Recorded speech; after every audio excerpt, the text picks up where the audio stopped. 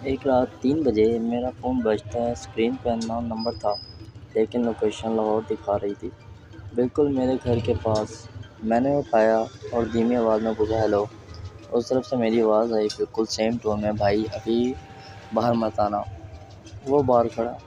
میں حیران ہو گیا اور بولا، کون بول رہا ہے اور کون باہر ہے؟ پھر وہی آواز لیکن اب تھوڑی ڈراؤنی، میں تم ہوں، بیڈ روم میں بیڈ پہ بیٹھا ہوں اور وہ ابھی بھی تمہارے پیچھے کھڑا ہے۔ میں نے فوراً سے پیچھے مڑا اور کمرہ خالی تھا، فون ابھی بھی کان پہ تھا۔ تب اسکرین پہ نوٹیفیکیشن آیا، new message from my self.